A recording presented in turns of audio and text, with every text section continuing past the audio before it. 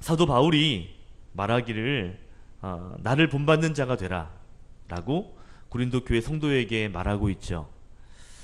저는 이 말씀을 읽을 때마다 특별히 사도 바울이 나를 본받는 자가 되라 라고 말하는 걸 보면 사도 바울이 그 신앙생활을 생각할 때 당당함이 있기 때문에 이런 말을 하지 않았을까라고 생각을 해보게 됩니다. 만약에 사도 바울이 신앙생활을 제대로 하지 않았다면 아마 이렇게 당당하게 말할 수 없겠죠. 나를 본받으라 말할 수 없을 겁니다. 저는 목사이기 때문에 성도들의 신앙생활을 하는 것을 보게 되거든요. 그런데 때로는 목사가 속을 때가 있습니다. 신앙생활을 잘하는 분인 줄 알았는데 막상 눈에 보이는 것만큼 그 정도 신앙생활을 하지 못하는 사람도 있고요. 또 반대로 저분은 신앙생활 잘 못하나 보다 라고 보이는 사람인데 막상 이렇게 만나보면 신앙생활을 깊이 하는 그런 분도 계시더라고요. 제가 사람을 볼 때마다 야, 이 보이는 게 전부가 아니구나. 저분은 참 신앙생활을 잘할 것 같은데 믿음이 정말 좋아 보이는데 막상 생각보다 그렇지 못한 사람을 보면 아이고 내가 속았구나 싶기도 하고요. 아까 말씀드린 것처럼 반대로 저분 진짜 구원 받았나 라고 보이는 사람 같은데 결정적인 순간에 믿음을 발휘하는 그러한 분들도 보게 됩니다. 그래서 저는요 성도들이 예배를 어떻게 드리느냐 이것도 중요하지만 예배를 많이 드리는 것 그것이 그분의 신앙이라고 다 이렇게 판단하지 않습니다. 당연히 헌금을 얼마나 많이 하느냐, 봉사를 어떤 봉사를 많이 하느냐, 그것이 물론 신앙과 연관은 있지만 그것이 그분의 신앙이다라고 그렇게 볼 수 없다는 것이죠. 그분의 직분도 그렇습니다. 어떤 사역을 하느냐, 사역을 크게 하느냐 적게 하느냐도 마찬가지입니다. 저는 큰 교회 목사님은 아무래도 뭔가 더 큰 신앙과 믿음이 있을 것이라고 생각을 했었습니다. 물론 그런 분들도 계셔요. 그러나 제가 많은 목회자들을 만나보는데 큰 교회 목사님이라고 해서 또 그것이 그분의 신앙이다라고 말할 수 없더라고요. 오히려 굉장히 작은 교회고 어려운 교회를 맡고 있는 그러한 목회자인데 그 신앙이 정말 훌륭하신 분들도 만나보게 됩니다. 그러니까 겉에 보이는 것으로 그분의 신앙이 이렇다 저렇다 평가할 수 없는 것이죠. 물론 예배를 드리는 모습, 횟수, 그들의 사역, 직분 이러한 것들이 신앙의 일부인 것만큼은 분명합니다. 그러나 일부일 뿐이지 전부는 아니라는 것이죠. 교회 안에서 보여지는 모습, 그 모습은 삶의 일부일 뿐입니다. 진짜 그 사람의 신앙은요 어디에 나타나는가 하면 바로 삶의 현장에서 나타나게 되어 있죠. 다시 말하면 어떠한 삶의 방식을 가지고 살아가는가, 믿음의 방식인가, 하나님 기뻐하시는 방식인가, 하나님 기뻐하시지 않는 세상의 방식인가, 그것이 그 사람의 신앙을 말하는 것이지 그냥 종교 생활을 하는 것 그것으로 그 사람의 신앙을 평가할 수 없다라는 것이죠. 삶을 살아가는 방식이요, 사람과 사람이 어떻게 대하는지, 일할 때는 어떠한 방식을 취하는지, 또 어려움 만났을 때, 문제를 만났을 때 어떻게 살아가는지, 삶의 방식 그것이 어떤 것인지에 따라서 그분의 신앙을 분명히 판단할 수 있게 된다라는 것이죠. 물론 사람이 신앙을 판단하는 것은 아니지만 그 삶이 그 방식이 어떤가가 그 사람의 진짜 신앙이다라는 것을 말씀드리는 겁니다. 사도 바울은요 나를 본받으라 할 때에 그 삶을 본받으라 라고 말하고 있죠. 이렇게 말할 수 있는 이유는요 삶에 대한 부끄러움이 없기 때문에 그렇습니다. 여러분 바울의 삶이 완벽했을까요? 여러분 바울의 삶이 완벽해서 나를 본받으라 라고 했던 걸까요? 아니에요. 사도 바울은 정말 흠이 있는 그런 사람이었습니다. 실수도 있고요. 사도 바울도 자기의 약함, 자기의 실수와 허물, 지울 수 없는 과거 다 압니다. 그럼에도 불구하고 나를 본받으라 했던 것은요, 그 가지고 있는 사역, 보여진 어떤 삶의 모습이 아니라 아까 말씀드린 것처럼 삶의 방식입니다. 나를 본받으라 할 때 자기도 죄가 있고 허물 많은 거 왜 모르겠어요? 자기 자신 잘 알죠. 그러면서도 나를 본받으라 할 수 있는 이유는요, 그 이유는 예수 그리스도를 향한 그 마음의 열정, 그 열정을 좀 본받으라 라고 말하는 것 같습니다. 사도 바울이 교회를 많이 지었으니까, 사도 바울이 전도를 많이 했으니까 저 그것 좀 본받아라 라는 것이 아닙니다. 사도 바울이 기도를 많이 하니까 본받으라, 그게 아니에요. 사도 바울이 정말 예수님을 사랑하고 그분을 닮기 위해 정말 몸부림치는 그 모습을 좀 닮아라 라고 말하고 있는 것이죠. 여러분, 예수님도 그랬어요. 예수님이 정말 하나님을 사랑하셨죠. 하나님의 뜻을 이루어드리기 위해 자기 한 몸을 다 내어드렸습니다. 그 하나님을 하나님을 향한 그 열정, 그 사랑, 그것을 한 단어로 표현하는 것이 바로 십자가잖아요. 십자가를 통하여 충성하시고 순종하시고 그분께 사랑을 드린 것입니다. 예수님이 그렇게 열정적으로 사신 것처럼 사도 바울도 예수님을 닮았고, 그리고 고린도 교회 성도들에게 말하기를 너희가 나를 좀 닮아라, 본받으라 라고 이야기하고 있습니다. 너희가 나만큼 열심히 사역하고 전도해야 된다가 아니라 내가 정말 하나님을 얼마나 사랑하는지, 하나님이 왜 이렇게 힘있게 살아가는 것, 또 예수님을 닮고자 하는 이 삶의 방식을 좀 닮아라 라고 말하고 있는 것이죠. 여러분, 우리 사랑빛 교회 성도들은 특별히 세상 사람들보다, 또 세상이 그 어떤 교회보다 하나님을 위해 더 열정적으로 살아갈 수 있기를, 그래서 사도 바울을 닮아갈 수 있기를 주님의 이름으로 축복합니다. 아멘. 주변 사람들에게, 또 주변의 교회에게 본이 되었으면 좋겠어요. 야, 저 교회는 참 좋다. 제가 오늘 신방을 갔는데요, 세탁소 집사님께 신방 가서 이렇게 얘기를 하는데, 또 목사님이, 이제 그 주변에 목사님이 이렇게 오셔서 세탁을 맡긴다는 거예요. 자기가 이제 사랑빛 교회 다닌다고 이렇게 얘기를 했다는 거죠. 그랬더니 그 목사님이 그렇게 말씀하시더래요.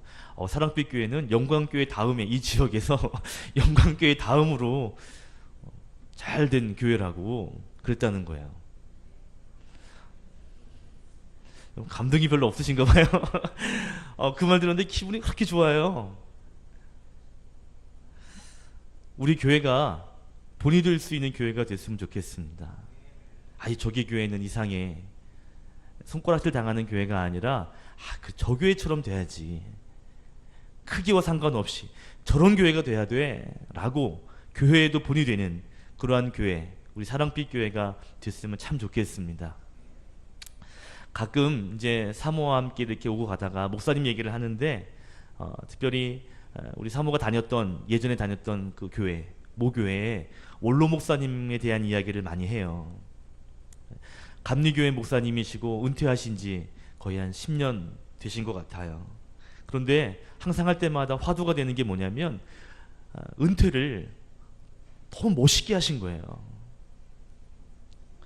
담임 목사님을 청빙하는 과정에서도, 은퇴하게 되면 또 교회에서 이제 은퇴비나 이런 것들을 드리는데 그러한 과정도, 또 은퇴하고 나서의 이런 교회에 대한 처세도 너무 본이 되시는 거예요. 너무 깨끗하게 마무리를 하시고 은퇴를 하신 거죠. 전에 한번 이제 사모님이 은사시니까 이제 인사를 드리러 일산으로 간 적이 있습니다. 그리고 이야기를 하면서 항상 느낀 것이 뭐냐면, 참 본받아야 되겠다, 이분을, 이런 생각이 자연스럽게 들더라고요. 여러분, 큰 대형교회 목사님이 은퇴할 때 여러분 어떻게 하면 좀 더 이렇게 주머니를 챙길 수 있는지 모르셔서, 그런 걸 몰라서 그렇게 깨끗하게 은퇴를 하신 걸까요? 그분이? 그렇지 않다고 봐요. 저는 그 목사님이 깨끗하게 은퇴하신 이유가 있다면 저는 예수님을 그만큼 사랑하기 때문이라고 생각합니다.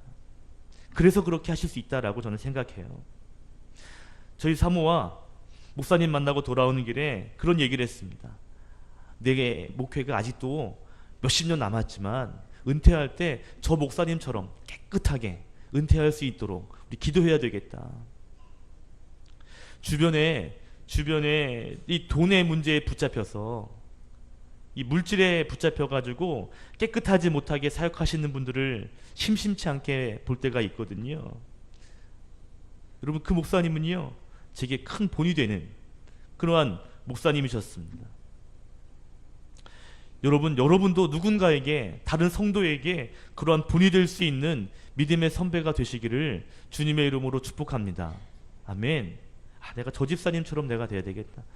내가 저 권사님처럼, 내가 저 장로님처럼 돼야 되겠다. 여러분, 본이 되는 것은요, 나이와 상관이 없는 것 같습니다. 본이 되는 것은 가진 것과 상관이 없는 것 같아요.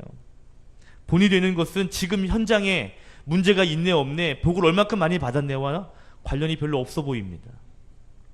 그것과 상관없이 예수 그리스도를 정말 사랑하는 마음, 하나님을 향한 열정, 그것이 있다면 본이 되는데 충분할 줄로 믿습니다. 여러분, 사도 바울처럼 나를 본받으라 라고 말할 수 있는 그런 믿음의 당당함이 있는 성도가 되시기를 예수님의 이름으로 다시 한번 축복합니다. 아멘. 자, 사도 바울이 고린도 성도에게 너희는 나를 좀 본받으라 라고 이야기하고 있습니다. 그런데 사실 이 11장에서 이야기를 하고 있는데, 이 나를 본받으라 하는 이 이야기는 지금 처음 하는 이야기가 사실 아니에요. 그 앞에 보시면 4장에 보시면 고린도전서 4장에 보시면 이미 나를 본받으라 라는 이야기를 사도 바울은 이미 편지에 기록했습니다. 4장 14절부터 21절까지 보시면 사도 바울은 나를 본받으라 라고 이야기합니다. 16절 보십시오. 16절 읽어볼까요? 4장 16절 시작. 그러므로 내가 너희에게 권하노니 너희는 나를 본받는 자가 되라. 아멘. 사도 바울이 이미 앞에서도 본받는 자가 되라 라고 이야기하면서, 여러분 14절에 보면 내가 너희를 부끄럽게 하려고 이렇게 말하는 것이 아니다 라고 이야기를 합니다. 그러면서 내가 너희를 이렇게 말하는 것은 내가 너희를 사랑하는 자녀처럼 권하기 위해서다 라고 말하고 있죠. 그러니까 사도 바울이 지금 너희 왜 이렇게 못 살았니? 너 나 좀 본받아라 라고 정죄하려고 하는 말이 아닙니다. 그거밖에 안 되냐? 탓하고 원망하려고 이 말을 하는 것이 아니에요. 너희 수준이 그것밖에 안 되니까 나 좀 본받으라 라고 말하면서 성도들을 낙심시키려고 이 말을 하는 것이 아닙니다.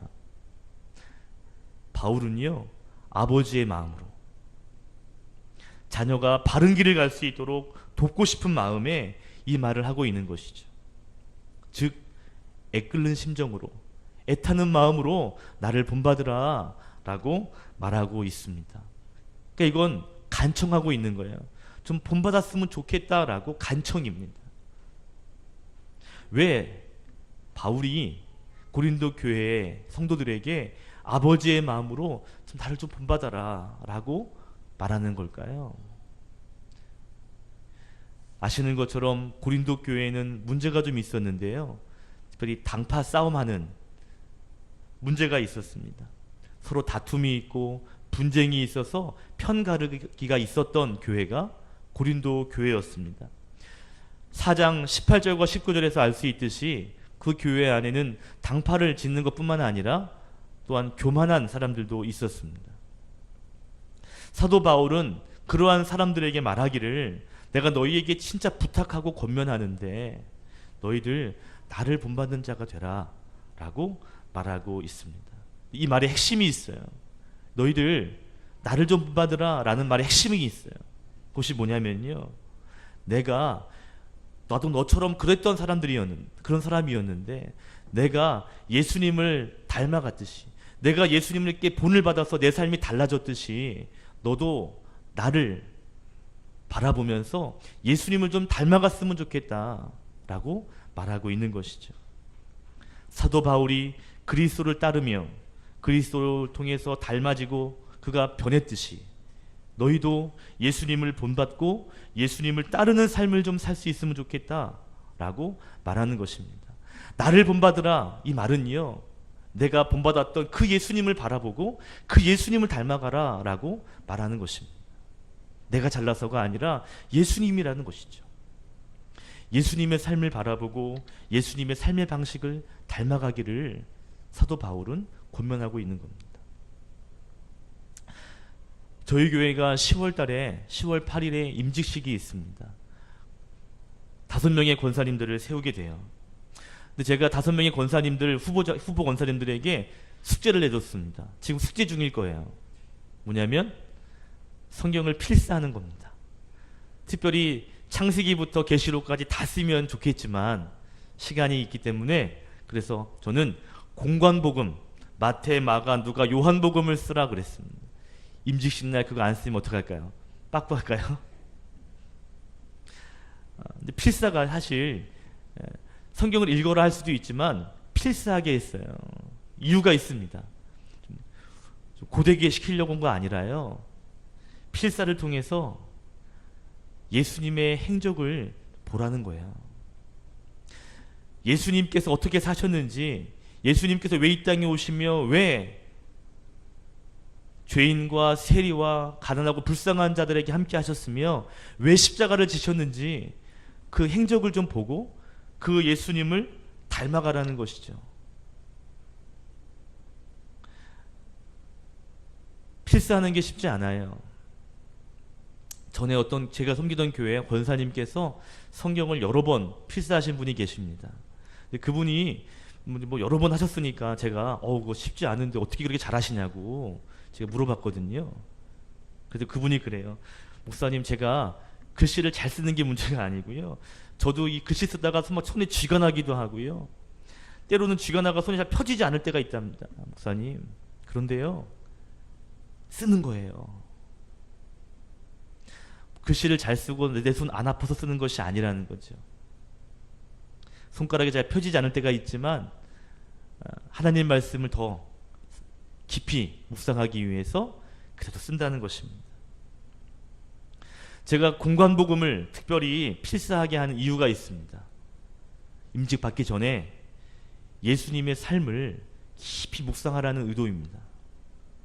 예수님께서 나에게 어떻게 하셨는지, 예수님께서 죄인과 세리와 수많은 병자들, 소외당한 사람들, 수많은 죄인들에게 어떻게 하셨는지, 그리고 예수님의 십자가가 어떤 것인지 다 아는 이야기지만 다시 한번 묵상하고, 그리고 그 예수님이 가신 그 길을 닮아갈 수 있도록, 그분이 가신 길을 쫓아갈 수 있도록 예수님의 행적을 깊이 묵상하라고 필사를 시켰습니다. 여러분, 성경을 많이 쓰고 적게 쓰고가 중요한 게 아니에요. 글씨를 예쁘게 쓰고 적게 쓰고가 중요하지 않습니다.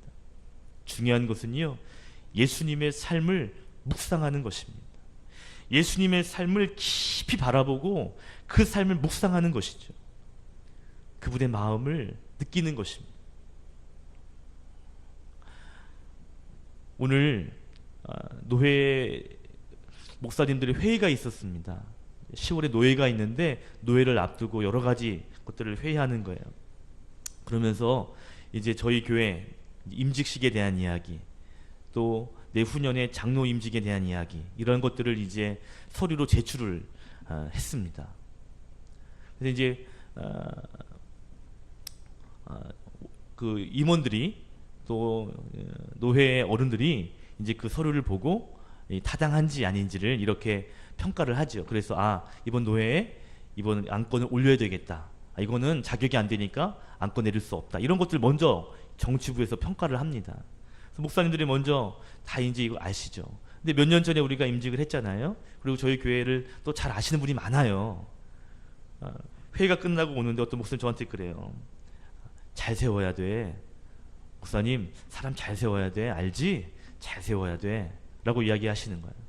그러니까 왜 그런가 보니까요, 모든 교회가 그런 거죠. 우리 교회만 문제가 아니라, 우리 교회만 걱정하고 염려가 아니라 다른 교회들도 임직을 앞두고 염려가 많고 우려가 많기 때문에 그런 것 같습니다. 무슨 우려인지 무슨 염려인지 다 아실 거예요. 근데 진짜 우리가 염려할 것이 있고 우려할 것이 있습니다. 그것이 뭐냐면 임직을 앞에 두고요, 자격이 있는가 없는가를 평가하는, 그게 중요하지 않아요. 물론 중요하죠. 그것보다 더 중요한 것이 있습니다.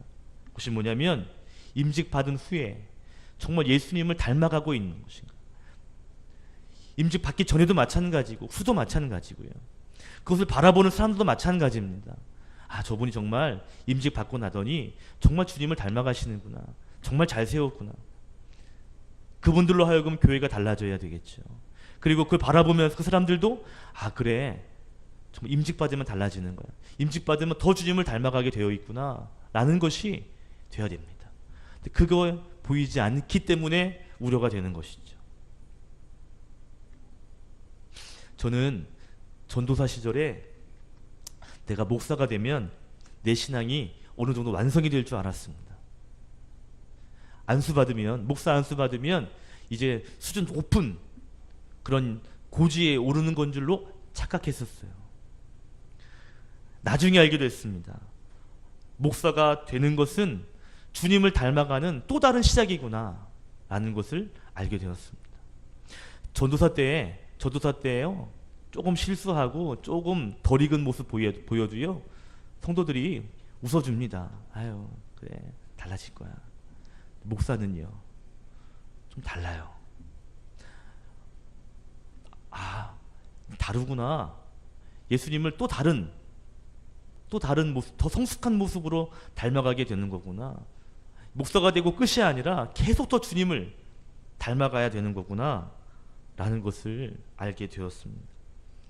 제가 지금 강조하고 싶은 이야기가 뭔지 아세요? 예수님을 계속 닮아가야 한다는 것이에요. 사도 바울이 믿지 않는 사람들에게 지금 나를 본받고 예수님을 닮아라 라고 말하는 것이 아닙니다. 고린도 교회 성도들에게 그 이야기를 하고 있습니다. 내가 주님에게 본받았듯이 너희도 나를 보고 주님을 본받아라 라고 말하고 있다는 것이죠. 사도 바울의 핵심은 뭐예요? 나를 통해 주님을 더욱 닮아갈 수 있는 성도가 되라고 말씀하고 있는 겁니다. 말씀을 정리할게요. 여러분, 우리도 주님을 닮는 삶을 살아야 할 줄로 믿습니다. 아멘.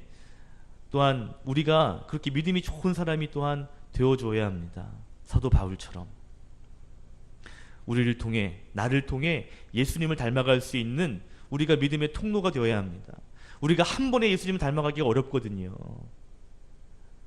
내 옆에 있는, 내 주변에 있는 사람을 바라보면서 조금씩 닮아가는 것이죠.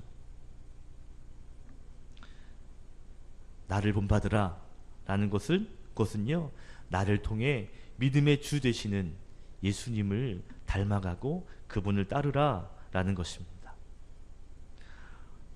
오늘 말씀을 통해서 저와 여러분도 날마다 주님을 닮아갈 수 있기를 소원합니다.